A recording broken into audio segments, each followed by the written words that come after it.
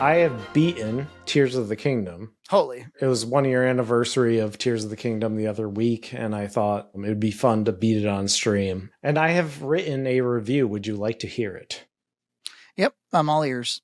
Maybe it'll convince me. I've talked about Tears of the Kingdom before, but this is my final thoughts on it. I like this. This is cute. You're going to read me a review. You wrote a little review. I wrote it because I can't. Well, the problem is my brain to mouth bandwidth is quite low. So my thoughts, it is a huge game. It's packed with stuff. And while Breath of the Wild, even though it was a similar game with lots of freedom, I feel like in Breath of the Wild I was funneled more organically into the adventure in a way that I got hooked. I never felt a natural pull in Tears of the Kingdom. It was more of a struggle to engage with the stuff of the game. Like you get to the beginning town, Lookout Landing, after the tutorial Sky Islands, and I just got like overwhelmed and didn't really want to struggle to find meaning in this world, you know? There was a little bit of a barrier there. So when I finally got enough energy to overcome that inertia, like, yeah, I had a good time with the game. And so the biggest thing in the game is the building mechanic. I think that's more of a young person's game.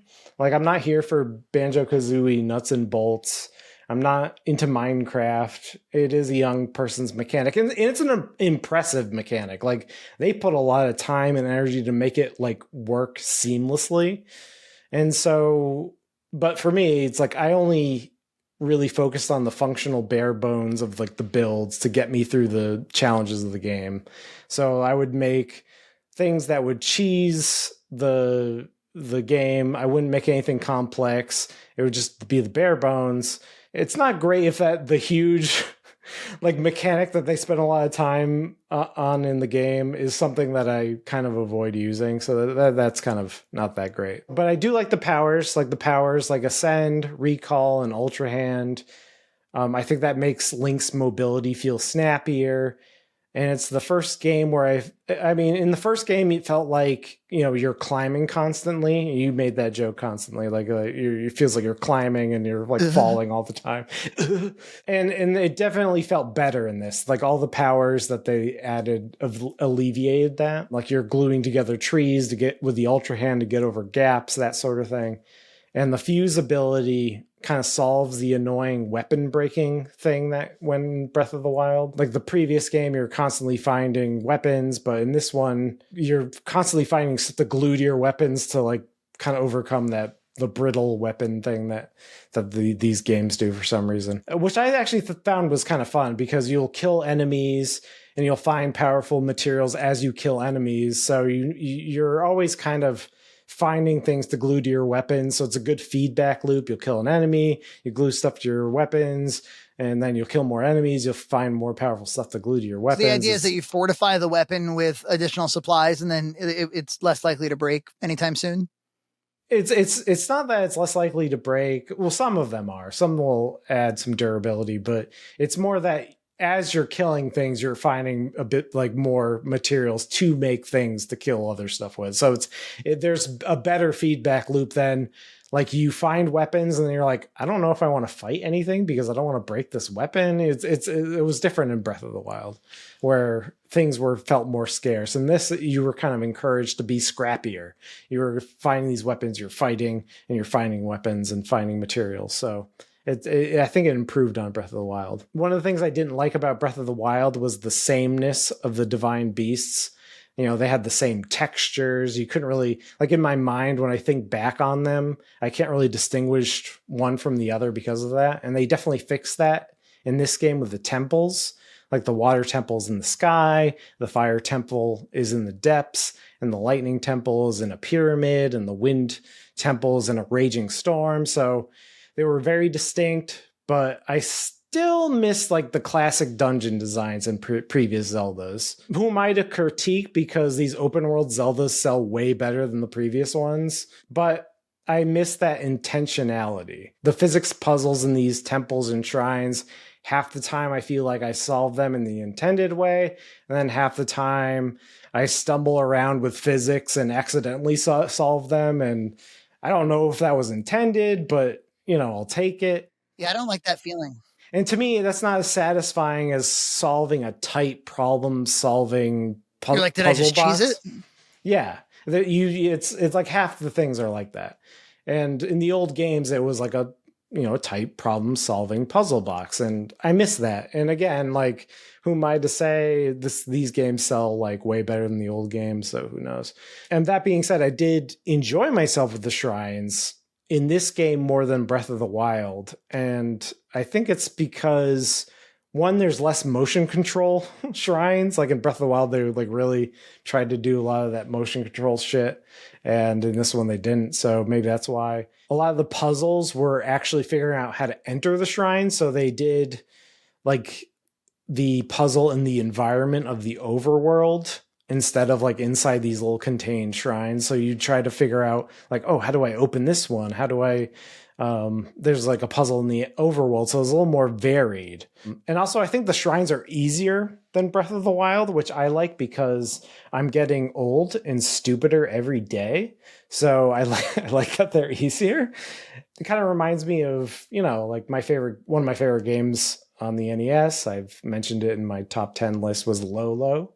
And I see shrines as kind of like Lolo-like experiences, and when I'm focusing on hunting down those shrines and solving those puzzles, it kind of feels like Lolo. That's kind of what I'm into sometimes. And I think it's been enough time since Breath of the Wild that exploring this, because it uses the same map as Breath of the Wild, so it feels new again. And also, like, in the story, like, Hyrule is rebuilding itself. So it's like a civilization rebuilding itself after an apocalypse. And there's plenty of cool things to stumble upon. And it's fun to see what's changed from what little I can remember. However, after the like tutorial, because they have like 3 different sections. There's the sky islands, like there's a bunch of sky islands. There's the land, and then there's the like an underground. You start the game kind of in the sky, and that's really impressive. Like there's a tutorial island, and it's really cool. But then after that big tutorial island in the sky, the rest of the sky islands are sparse and repetitive. And there's like a couple story islands after that, like the Thunderhead Islands and the Water Temple, and those are kind of cool. But the rest of them are just very samey. It's like kind of a missed opportunity to not do more expansive, diverse sky islands. And the same for the depths. And because while it's exciting and novel to dive down and explore the depths for the first time, it's incredibly repetitive because the ruins and the landscape stick to the same theme. Like there's the Fire Temple, which is underground too, and that was cool, but the rest of the depths is pretty samey. Like it's the same exact design. It would be cool if like each region would have its own theme or its own design or vegetation, something to make exploring the depths more surprising. The story is essentially the same structure as Breath of the Wild. Many of the elements are just copy and pasted. Like Breath of the Wild, you can hunt for the story in the landscape if you want to and learn more. Like there's voice acting, of course, and voice acting in Zelda is still jarring to me. Yeah. But ultimately it makes it feel more premium somehow. But of course, for me, the less story in a game, the better. So I think the cooler story elements happen in the beginning and the end of the game for sure. And then there's like regional problems in each that has like a little story to it. So you go to each region and there's little like problems to solve, like in the little like villages there. And my mileage varies on that. And then there's the ending of the game, and I'll cover some slight spoilers here. And that was the most fun experience I had in like any Zelda game. I was kind of shocked to hear you say that it was even beatable in the first place. I was like, a game that open is beatable? Yes. There's an ending. Well, you can even run to the end. That's the thing about both this game and Breath of the Wild. You basically run right to the end and beat it, but you'll be underpowered, but you can do it.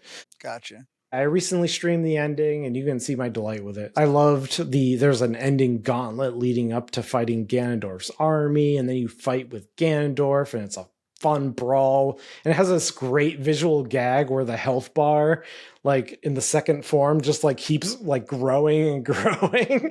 Oh, look at his health bar just kept going. I also found it fun, like that Ganondorf turns the tables on you. So like throughout the game, you can like dodge enemies. So you like dodge them and you can do a slow motion counterattack. And then Ganondorf can do that back to you. And it just surprised me the first time it happened. Like I tried to slash him and then he counterattacks. I'm like, oh shit, he's playing the game against me, same game against me. And then you have like a very spectacle focused third stage of the Ganon battle where he turns into a demon dragon. It's like a jaw dropping roller coaster ride type of shit. That was really fun. And I would say all in all, I would give it a solid 8 out of 10. I think it's a flawed game, but with the freedom and the amount of stuff in it, I cobbled together a game that I really enjoyed. Even it took a little more effort than I think Breath of the Wild did. And I think, going forward, I personally would rather see a more focused Zelda game. But these two open world ones sold way more than those, so I'm afraid they'll never go back. But maybe they can. I think they can do a hybrid where they have more intentional Zelda dungeons, but also have that kind of open world thing. I think that I believe in them. I think they could do it. So I stream those, and next time I'm going to be streaming the CDI Zelda games. So check me out on Twitch. Oh boy. It sure is boring around here. My boy, this piece is what all true warriors strive for. My boy. You know what I would play if they would do this? Because I like Zelda. I think I like Zelda. I've played a fair amount of Zelda in my life. But I don't know if anybody out there is the same way. And this goes for the open concept ones and the, closed concepts ones. I play them for a little while and I abandon them. It's just like a little too much. I get lost. Or I get a little kind of overwhelmed. I don't know. I always abandon them. And if they were to release a $30 to $40, like, hey, mini quest once a year or something, I would totally play it. Yeah, kind of like a Bowser's Fury. A Bowser's Fury, yeah, exactly. Or and maybe the answer is like, hey, like the big premium Zeldas are the Breath of the Wild style. But we're going to release more frequently these kind of dungeon-based sort of scoped adventures. Maybe something as long as like, the opening of Ocarina of Time where you get when you're a kid and you get the 3 whatevers. Yeah, like something like that long. Maybe what would you say? That's like 4 hours, 5 hours. Yeah, I think the sweet spot for that would be like 4 dungeons, don't you think? Like 4, like 3 lead up dungeons, then like 1 final dungeon. That sounds beautiful. Perfect. You can overcharge for it a little bit, Yeah, exactly. It's Nintendo. It's Nintendo. Yeah, of course. Yeah. Pack it in with some other Zeldas. Do it. I thought, I think Nintendo gets a lot of shit for being shrewd. I think packing in Bowser's Fury, like what you get with Bowser's Fury, just with 3D World, like for the price of a 3D World, I think that was pretty generous. That was pretty cool.